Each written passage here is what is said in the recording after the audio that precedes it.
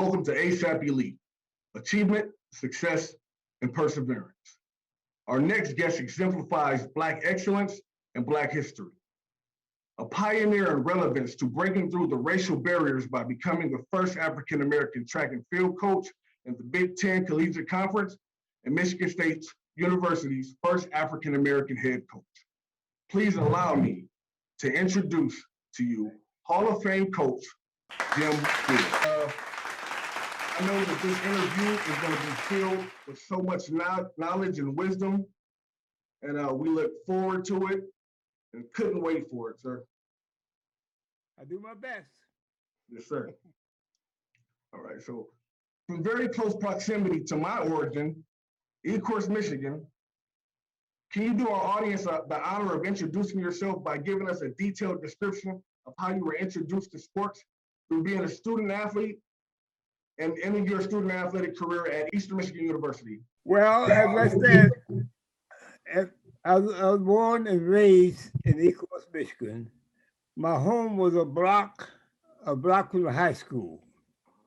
So actually, to most people's surprise, I started kindergarten in the high school because at that time, the first 3 grades was in the high school. So I went from kindergarten to 3rd grade in the high school building. Then I went to elementary school, which was about a mile and a half away, 4th, 5th, and 6th grade. Then I came back to the high school for 7th through 12. So the school system was set up at that point in time in Ecorse. And so basically I just played baseball like everybody else did in the neighborhood all the time. A little bit of basketball. As far as track, I didn't even know much about track. We ran races up and down the street. And sometimes I race cars, and I'm on the sidewalk, and the cars turn the corner, and I raced the car to a certain point. When the car caught me, the race just finished just before we got there. But anyway, the car didn't start racing probably till he looked up and wondered why I was running down the street. But anyway, then I went to, as you say, junior high, and then I just got playing baseball a little bit, and I didn't really have those junior high scene, but in high school, actually, I played baseball in 9th, 10th, and 11th grade. I didn't run track till my senior year. Oh, wow. I played baseball because that was my first love, and that's just what I thought I could do. But my senior year, after the junior year, the track coach became my history teacher. And because of the gym class, seemed like I outran everybody in gym class. But then they started messing with me by running track because 2 or 3, they had a real good relay team and a couple of them graduated. So he started kind of encouraging me. Plus the track team was predominantly Black. They started putting pressure. Baseball team predominantly white with a few Black kids, a couple of Black kids, me and 1, sometimes 2 more. So the Black kids started putting a little, trying to entice me, go out for track. Okay, somewhere along the line, they told me if I had a B average or better, I could do both, baseball and ran track. So I went on out and ran a relay meet up at Ann Arbor, Yosio House. Because I was under understanding that I could still play baseball and run track, because I still love baseball. And so, but then, and I still was already playing a sandlot baseball with a team on the sandlot. And but then when it come right down to it, and I had to be average, but they wouldn't let me do both. I had to make a choice. Oh, wow. And they encouraged me and messed with me and all that stuff. So probably, maybe for no other reason that I'm Black, I started ran track. my senior year. Um, and I ran well. Now, I wasn't the fastest on the team. I probably was the third fastest, sometimes second fastest, never the first fastest. Because we had a boy named D.D. Rogers that was one of the best in the state. And I qualified for the state meet, the long jump at 100. And like a dummy, I jumped the gun twice at 100. Oh boy. I don't know if I couldn't count or I was scared. I don't know which one. A little nervous. Both of them will cause it though. Yeah, nervous will cause it. It probably did. That's probably what it was. But I knew I had to get out in order to halfway win. But anyway, I jumped the gun twice, got this quiet. But I did get second in the state in long jump. Okay. And I'm almost ashamed to say it, but I didn't jump at 20 feet 10, which nowadays don't mean nothing. But it got me second in Class B state meet. That was in 1947. Wow. And okay, so then I still went to college in Eastern Michigan without playing baseball. But then when I got there, and I'm still playing summer baseball teams and all that stuff. So then when I got there, if I played the baseball coach, they weren't too interested in having no blacks on the team anyway. So he didn't look at it. He didn't look that enthused to have me. You know, yeah, I could come out, blah blah blah. But he wasn't excited. The track coach was kind of give me the impression he wanted me to run track. So if I played baseball, I probably would have had to play freshman ball. And I thought I was a little better than that. So I went out.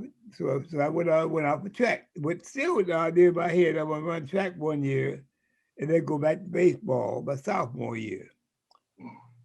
But then a combination, I had a real good freshman year, and my track coach,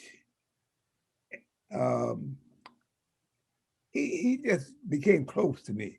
He gave me a lot of attention, and besides coaching me, he nurtured me, helped me grow, and I became close to him. And so in the meantime, like I said, baseball coach would come see, come saw. And so I just liked track coach so it's better. Yeah.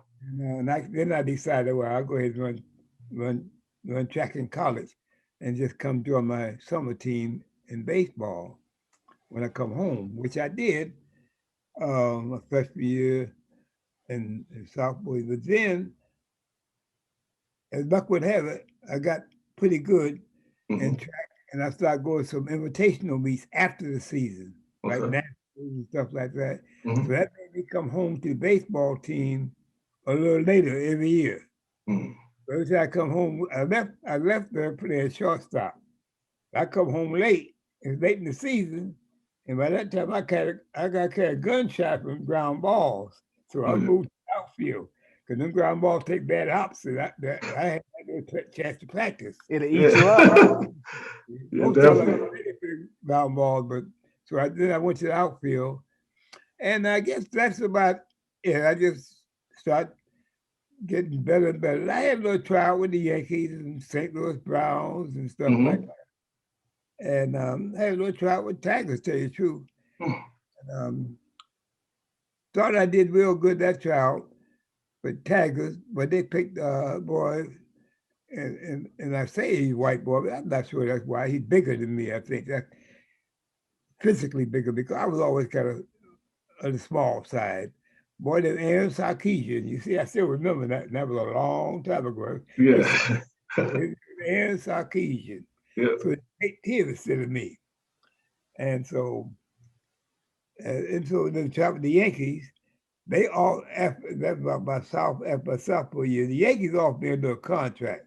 And it might have been, I think $500 a month, something like that. I was kind of excited.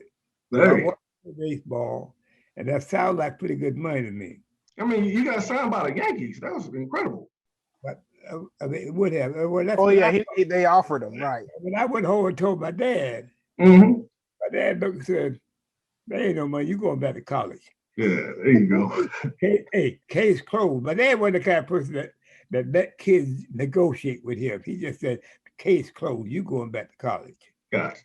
Next.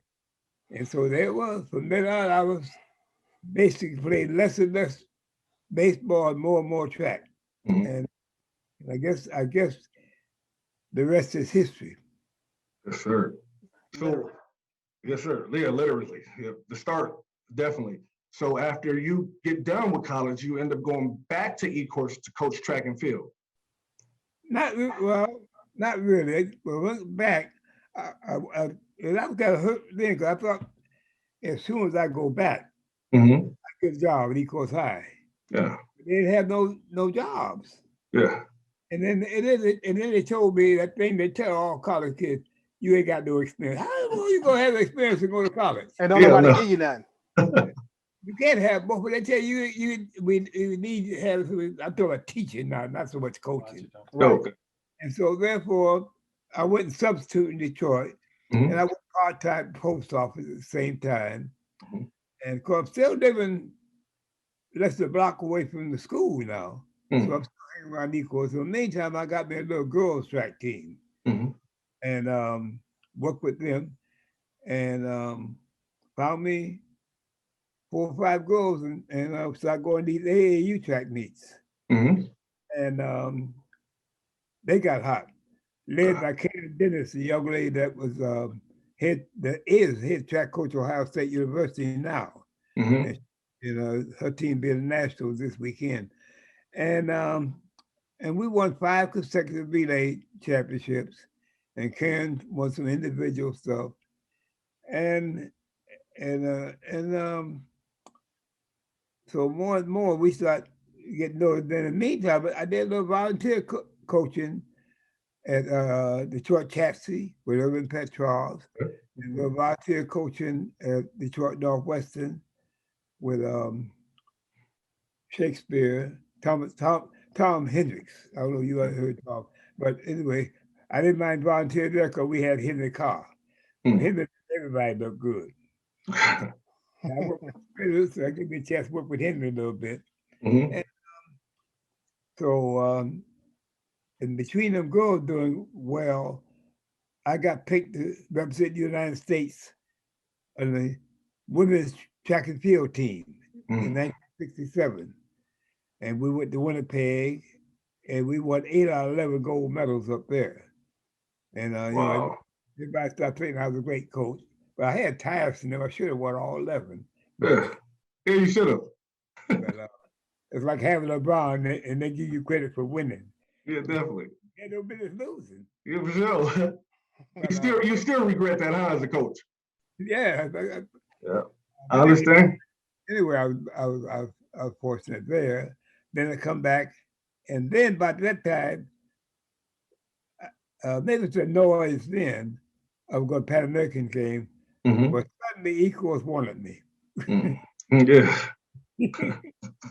and so All of a sudden, wouldn't it just man, that just sounds weird. all of a sudden I had experience. Right. Yeah. Yeah. So I went back to E-course. I did go there. A little bit disappointed I didn't walk in there. But I went back to E-course High because, like I said, it's a block from my house. I grew up there. And Yeah. Right. I love. So I went because I thought that was really my dream job to go back and coach at my high school. Mhm. Right. And so I went there and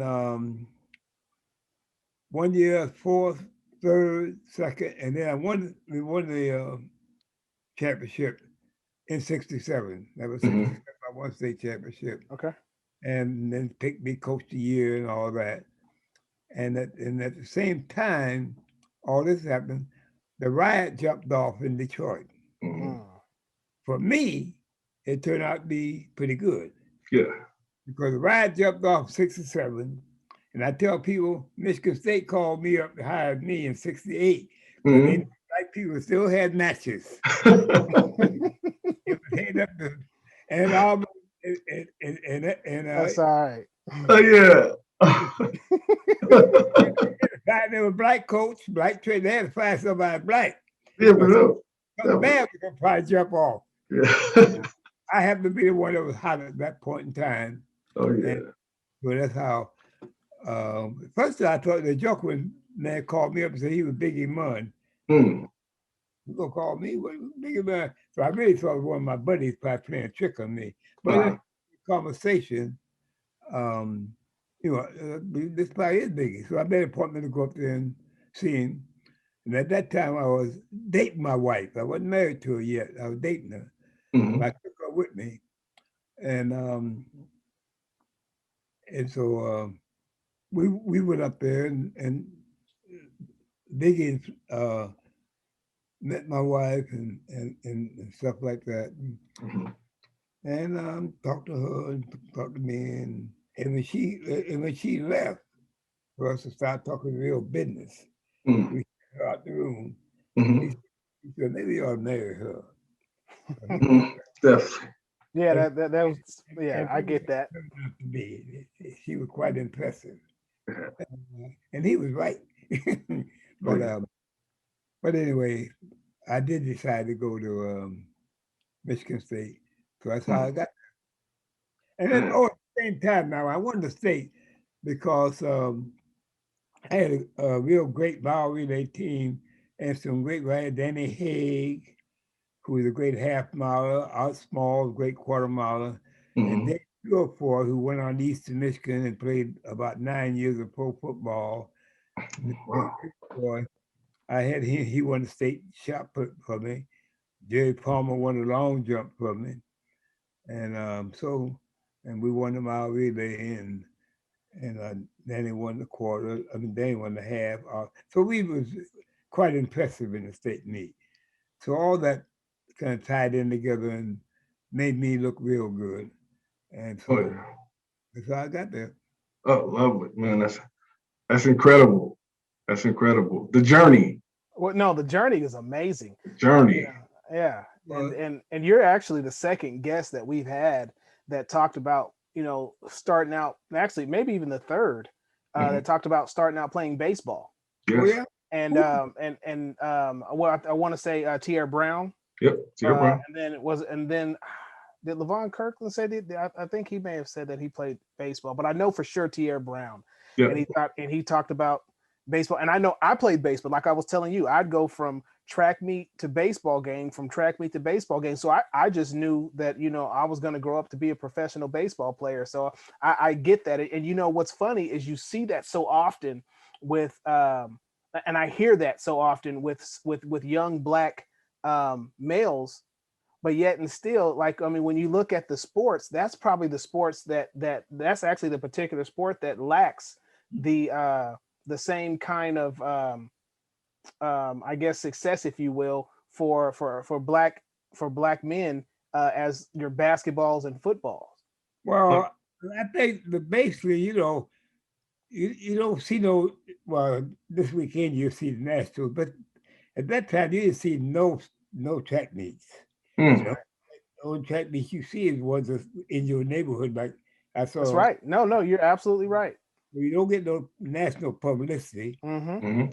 Um, with baseball, football is your glamour sports, even today. Now today it's because of big money, Mm-hmm. Yep. but back in the day, and that's what you did. Like all these kids now, they come home and go play basketball. All Mhm. we do is come home and play baseball. I mean, Yeah. Right. No, yeah, absolutely. change clothes and go play baseball. Yeah, And definitely. if there wasn't no school, I played baseball from morning till night. You know, Really. and even a young man I coached named Archie Clarke. That's why Archie turned out to be a professional basketball player. Archie, his dream was play baseball Mhm. because Archie played baseball for me from the time he was 13 years old until he graduated. He played ball all the time to come up through we had Little League, Mhm. we had Babe Ruth League, we had American Legion. So he played all that time. As you got older, you just moved to another league. Mm-hmm. And Mm. um, and that's how me, of course, the stuff we get knowing stood on us. So, because everybody played baseball. Nobody played no basketball till you got to high school. Oh yeah. But but now, this all the glamour sports is football and basketball. and I was a little scrawny rascal. My mother told me I was too little for football, and I didn't believe her until 10th grade. And boy, I, I played against Dearborn one night, and they come around my end, and some big Dearborn boy hit Oh boy. me and knocked me, and I laid on the ground. Right, So that lets you know exactly where you needed to be, huh? I laid right down on the ground and said, "My mama was right. I Yeah. ain't got no business out here." 'Cause that big boy hit me, and I said, "Never again. If the Lord let me get through this season, they ain't never got worried about me coming out here no more." Oh, no, I know that's right. Hey, I was excellent in baseball too until I moved from Detroit and started playing in Dearborn, and I could start hearing the ball move. I knew it was time for me to step away from that. No, I was actually a pretty good player. And it's funny when you talk about your particular career, where you played baseball and then your senior year you ran track. Well, the baseball coach, like, they wanted me to play, and because I would play summer league, and they wanted me to play, and they were just like, this, like, because I had never been caught stealing a base. And I think I pretty much say that. I stole home a few times. I thought I was Jackie Robinson for a minute. Oh yeah. Now I will say I never had the guts to steal home.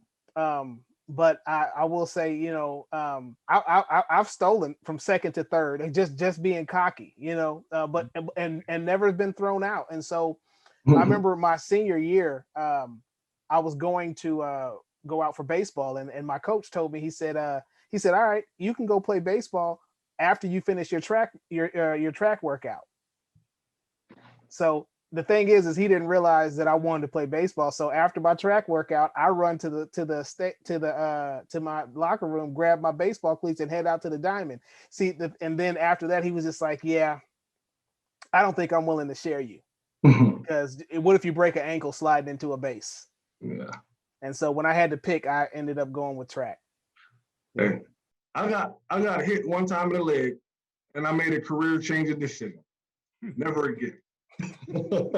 See, and that's when you talked about getting ate up by that ball. Like, I learned real early, like, getting ate up by the ball didn't bother me, because we had professional guys who had played in the minor leagues. They were our coaches, and so we're third, fourth, fifth grade, and they are sitting here just humming the ball at us, and we're playing on the playground where that ball hits a rock and it's going to take a hop that you're not even ready for. Oh, yeah. But I mean, the thing is somehow they got us to get the fear of that ball getting that hop on us, and eating you up, as we would say. That ball will eat you up.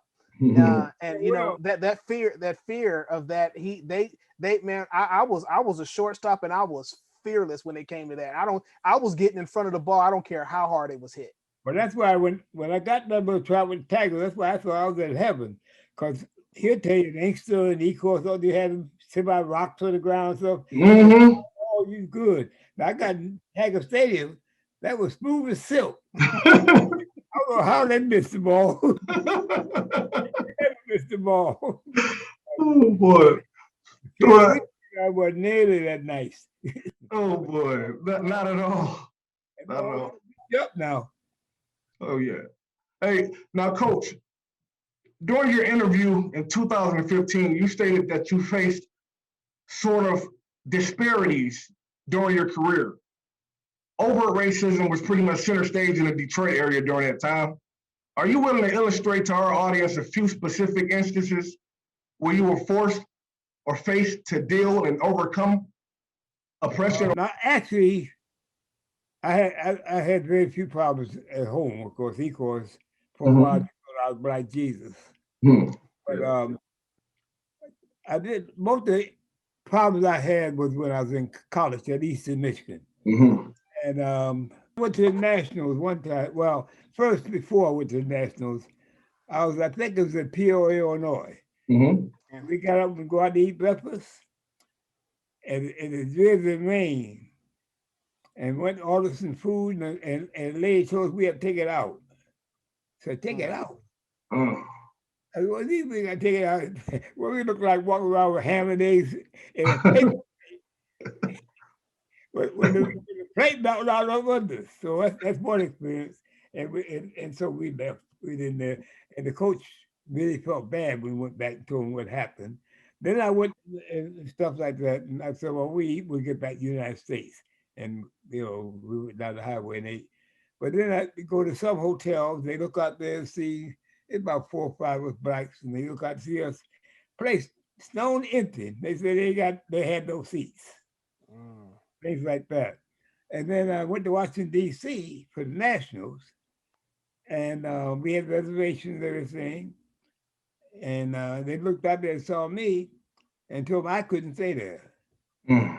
The white boys, about 6, 7, the white boys on the team said, well, Jimmy don't stay here, we ain't staying here.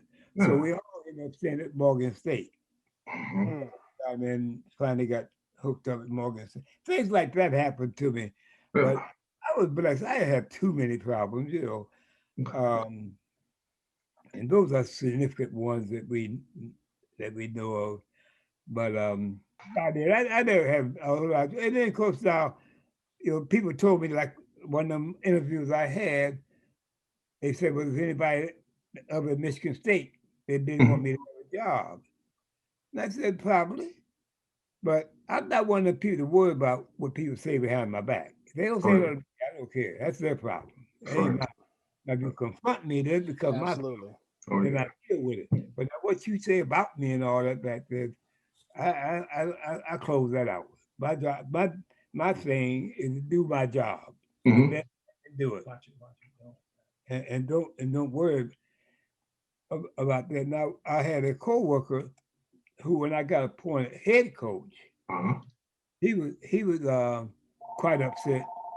But I don't think it really had a whole lot to do with race. It's just that he thought he should got the job because rightfully he had been there longer than me and stuff like that. And I come in, and he probably felt the fact that I was black was one of the reasons I got the job, which probably was one of the reasons. So he was upset for a while. But so I tried to do a few things, try to make me look bad. But then when I went to my boss. We both went to my boss, and my boss straightened him out. Mm. Any problems that he see I have, he better do it. If I don't get it done, he better do it. Because he might say, so once my boss backed me up, that closed that deal. I had no more problems there. Oh, yeah. So I've been very blessed, really. Oh, definitely, man. The question of the day is sponsored by Ike Griffin and Poker Face Cigars.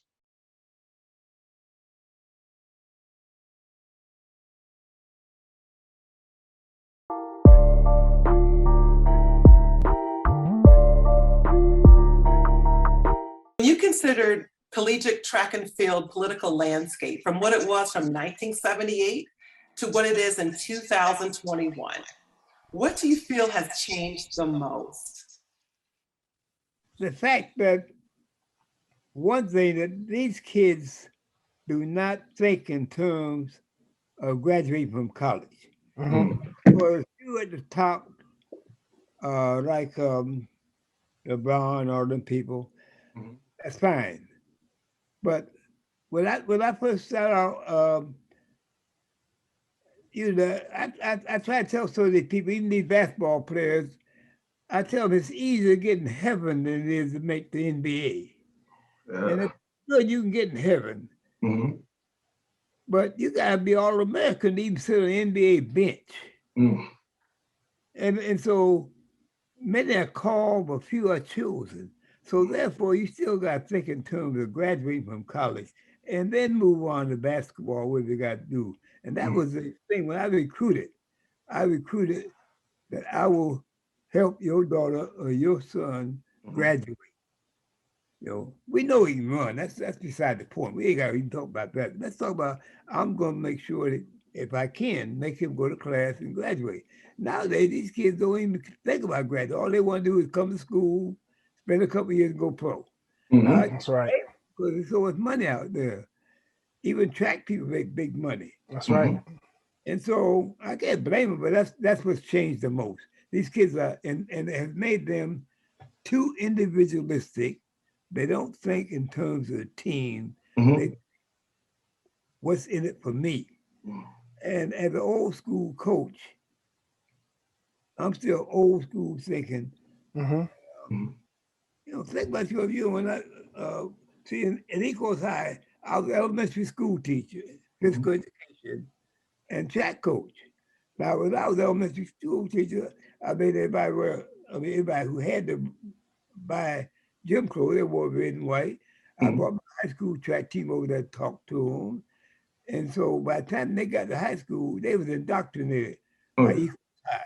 I'm sure Camelot White did the same thing out there. And if Camelot White was a great Inkster coach before you got there. Yes, sir. The same thing in Inkster. They ran for Inkster.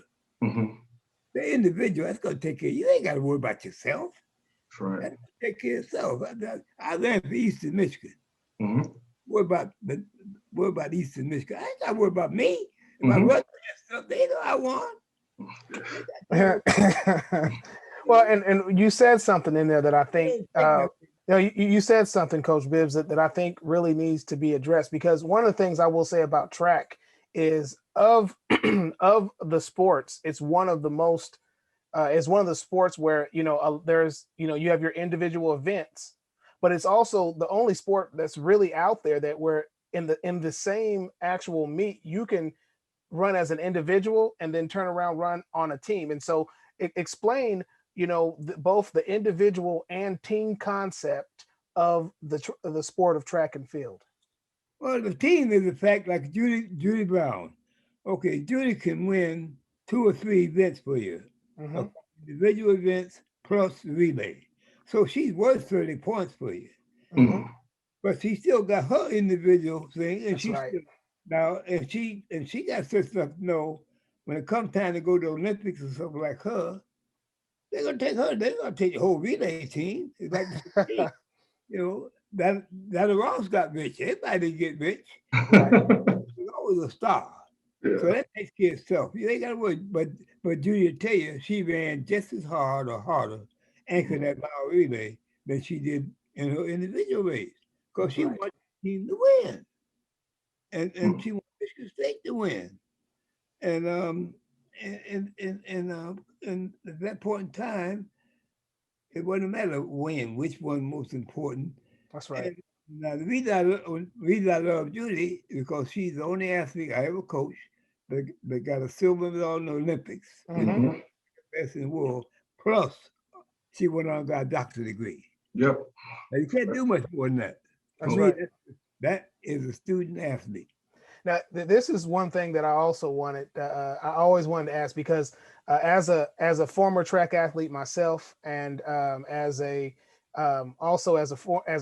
former coach, track coach, I enjoyed running track and had some decent success. Now, I never tried, Carl Lewis's or Maurice Green's world record in the 60 like you tied Jesse Owens' world record. But tell me, which one do you get more gratification out of, being when you were an actual athlete or as a coach? Boy, that's a hard one. It is. It is. That's hard. Now, naturally, I'm proud of that world record. But basically, that world record was one race. Not even 1 year. That was one race. One race. That's right. I ran faster than I ever ran before. That's it. And that's all it takes in track is one. That's all it takes. Put your name out there, and they love you for the rest of your life. Now, coaching, I had the Michigan State relays with Herb Washington, who I coached, broke the world record in the 60. Marshall Dill broke the world record. There's one race, one meet. He broke the world record at 300. And then I put both of them on a split medley relay, and then missed the world record by about 2 seconds. So that was a great, great, great night. That's one of the greatest nights in my athletic life. And then same thing coaching my girls team way back when they ran Ecor's Detroit Track Club. We went to Tennessee State with all my girls were high school girls, 16, 17, one of them might have been 15. And we beat Tennessee State. And they had a couple Olympians on the team. And, so I had a couple of great, great nights coaching also. And I might have been happier then that I broke the world record. It's hard to really say. Right. at a different time. But Mr. Temple, when I beat Tennessee State, Mr. Temple teased me and said, I didn't mind you being happy, but you didn't have to jog a lap. Right. Yeah. Hey, as a coach and have been through that experience, those are two different emotions from two different I was books. just about to say that. Yes, sir. Yes, sir. But you know, that's I don't know. I was what I call semi-happy both times. Mhm. Which one was more than the other one? That's pretty tough. Yes, sir. Definitely. That's like picking between your kids. Well, yes. Well, the thing is for me, I honestly will say, of the accolades that I enjoyed, and I loved being a track athlete, but bringing something out of a kid was just amazing. Like there's nothing like a kid not realizing, because coaches on the show, a lot of times we see more in that kid than they see in themselves, and to bring that out and see the shock and amazement on their face when you bring that out, like, to me, that it you know, there are very few feelings in the world that beat that. I can go back to elementary school in Ecorse. I had a little girl, and I was teaching her how to shoot baskets. And classes were going on, I don't know, with shooting baskets. But she couldn't shoot baskets. But the day she made her first basket, she made me almost happy as she was. She jumped Right.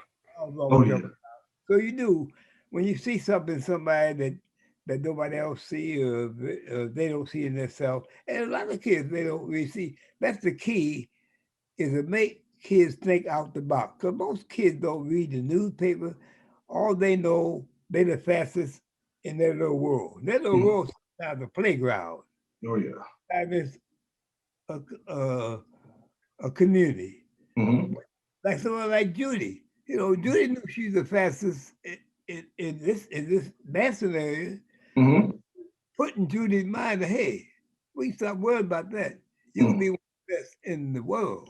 Wow. That's right. When you get that through in her head, then she trains with that kind of thing in her head.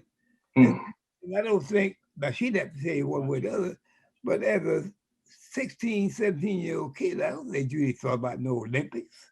So it's up to me to think about the Olympics for her if I see that kind of potential.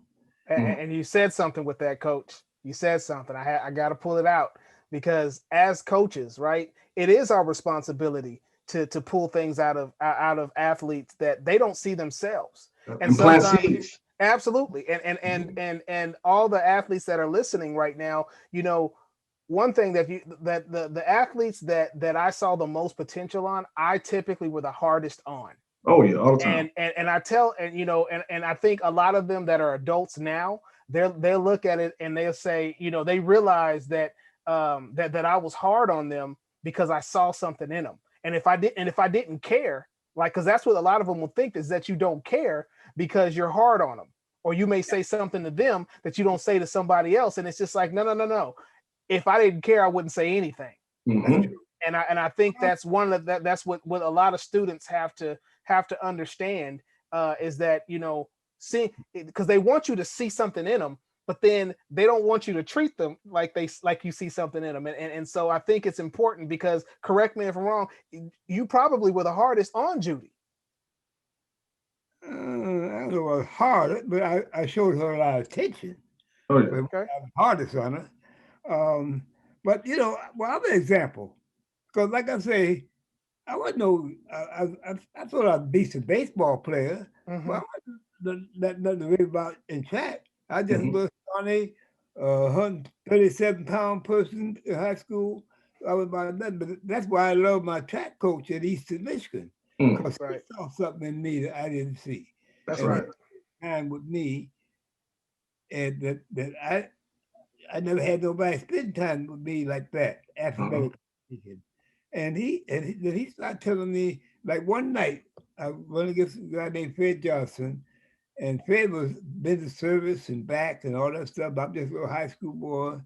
Well, that time I was a college kid. I was junior in college, I guess. Mhm. And after preliminaries and all that stuff, now most times he said, "You did a nice job, Jim," so forth and so on. But that night after semis, he said, "It's not up here, Michigan State meeting, because Fred ran from Michigan State. I ran from Eastern Michigan." Mhm. He said, "Jim, you look good." He said, "I'm not so sure you can't beat that fellow." Mhm. And I beat him. That's right. And so I said, he saw something in me that I didn't know I That's had. right. And it made me feel very, very good. And you're right. I mean, as a coach, we're supposed to be able to see potential. That's right. Now, most of the time, you see it early, but kids don't see it because despite what kids think they know the world, but you don't even know even the girlfriends, anything. The best looking girl in E-course, I thought the best looking girl in E-course was the best looking girl in the world. Till I went to Mhm. East. Then I thought the best looking girl in the world was the best girl in Eastern Michigan. Till I started traveling around New York, California, all the way. She all right, but she ain't number one no more. And so, your world, as you get around, travel around, your world get bigger. Yeah. And the same thing go with athletes. You think you're the best thing going. Uh-huh. If you run around somebody, pretty soon you look up and somebody that run faster than you. Yeah. And you've been winning easy in Michigan. Yep. When you get to the Nationals, all these people fast. Yeah. That's right. And so you have to adjust. Mhm. But if you got competition in your coach, and if Mhm. he tell you belong there, you belong there. That's right. Now, the next question and the final question is, what advice would you give those who become anointed with the responsibility of culturally clearing paths, such as you have? Clear the path, which way, racially or otherwise? Culturally, just pushing everything forward. Well, for a time being, I always say, keep the main thing the main thing. And different periods of your life, you have the main thing. And you have to decide what's important, and culturally and everything. And that's what everything else revolves around that. Just like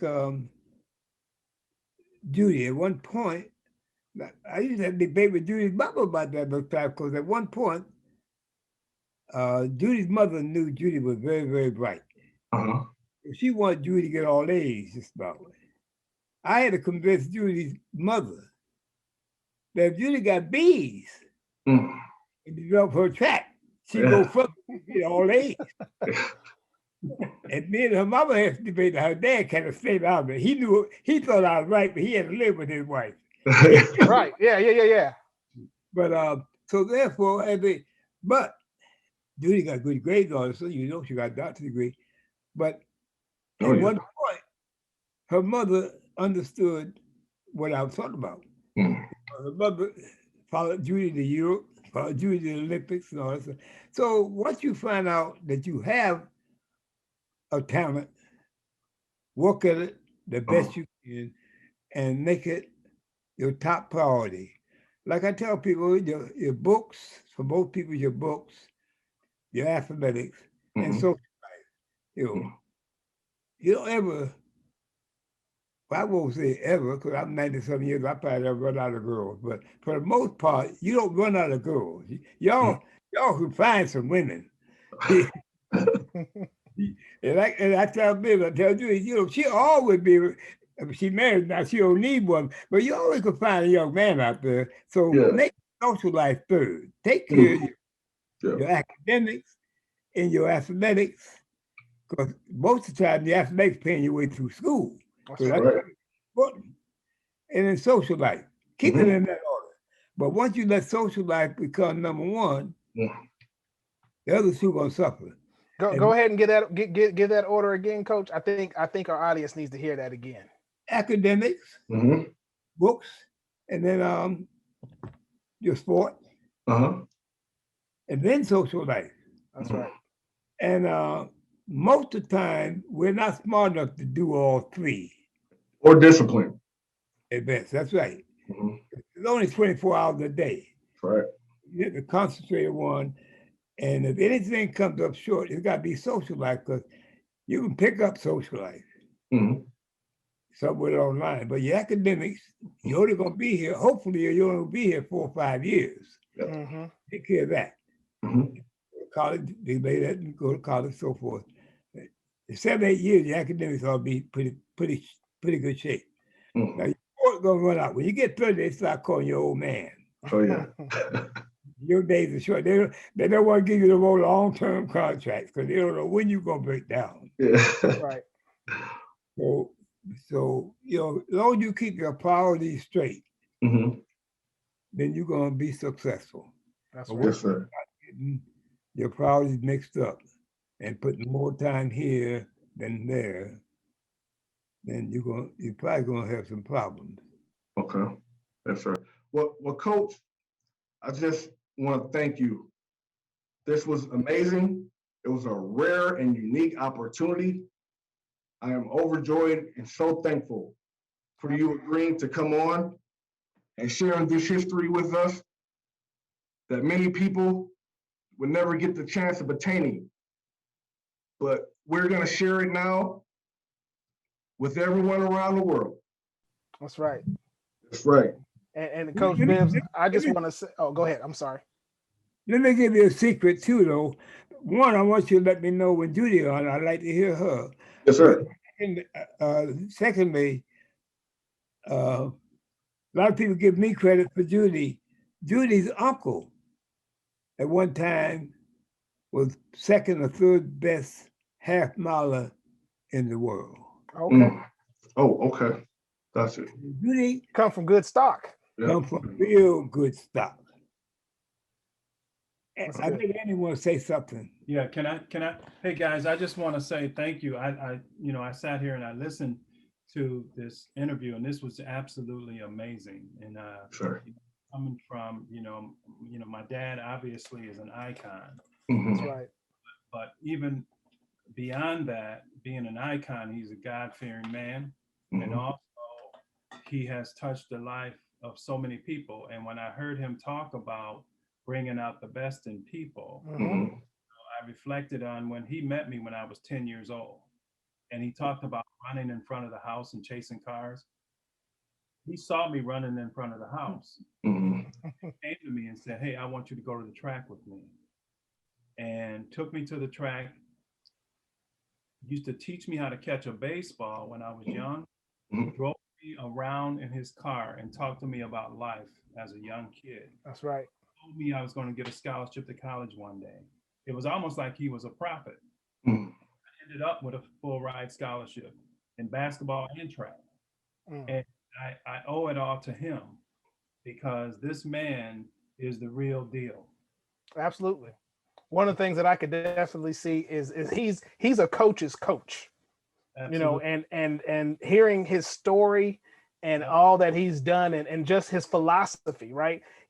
Coach Bibbs, you say you're old school, but you're what the new school needs, because the thing is that philosophy that you have is something that today's athlete needs to hear. I don't care what sport you have a mentality that transcends sports.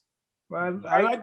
I like to think so, but like seeing Andy or Judy or people like that, I tell people, Stevie Wonder could tell they got a future. Oh yeah. That's Oh right. yeah. Hey, well, it's like I literally could sit here for 4 or 5 hours and just spoke to you, just talk to you about everything. I You know I'm a what? track guy. I'm a track guy, so I could have sat here for 10 or 12. let me mess with you.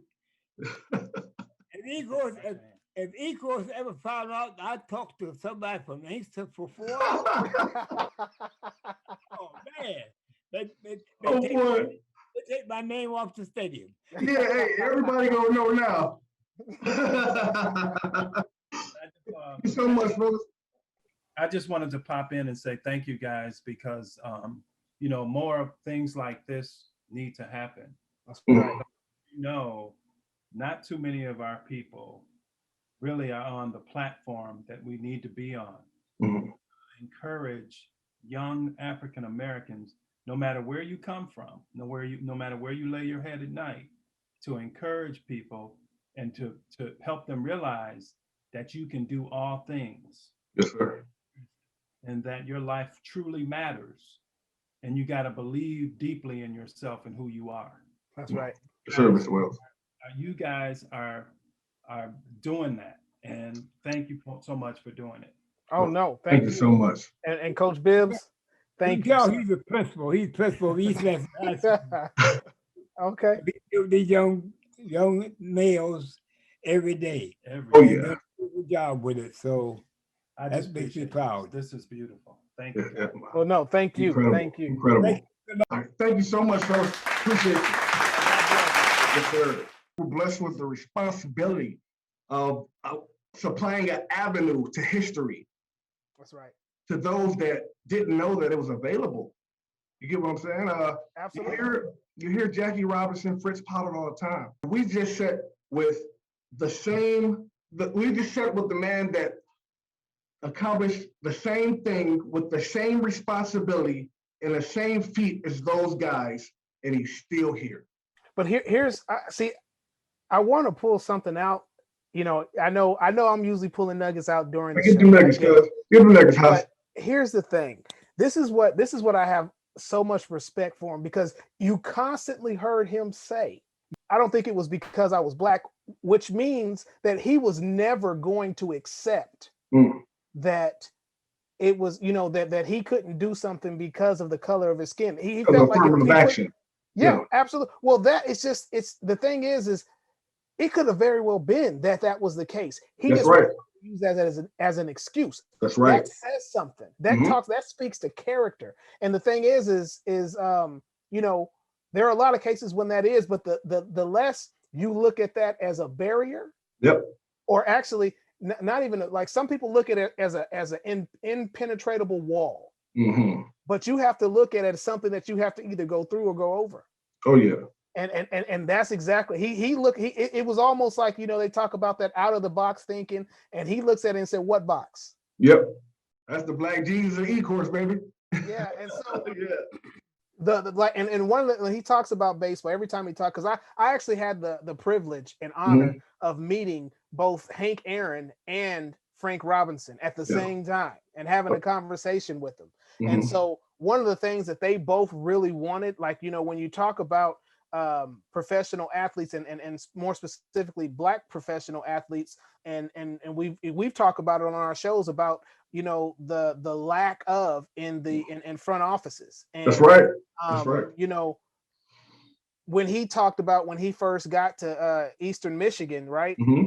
How the baseball team, they treated him like he wasn't really, and here's the thing, he still didn't even use that because it's very possible when he got there in what we say 49, 40, 49, yeah. 48, 49, it's very possible they didn't want no black man on the sports on the baseball. But good enough to get offered a contract by the Yankees. But good enough to get a contract by the Yankees. Exactly. It is what it is, man. It's amazing. Like I say, the history that we've been able to collect, it's uncanny. Like I say, it's unbelievable. That's right. And I'm just so thankful. Welcome, Coach Bibbs, to the ASAP Elite family. To the family, man. To the family. Like I said, he's, being a track guy. I was just like, man, this dude right here, this is a legend right here. Like, wow. Well, I want to thank Principal Wells, along with Nick, and we'll catch you guys next week. Thank you.